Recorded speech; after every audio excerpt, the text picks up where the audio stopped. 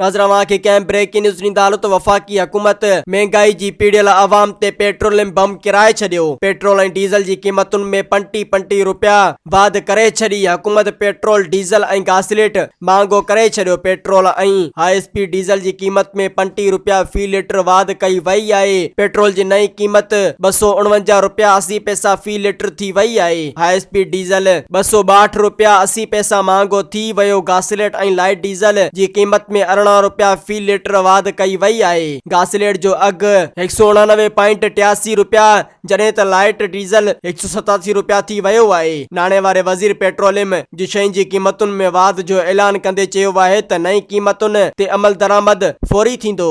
मज़ीद ख़बरनि ऐं तफ़सीलात लाइ विज़िट कयो असांजी वेबसाइट www.awamiNewsHD.com ऐं ॾिसंदा रहो अवामी न्यूज़ HD।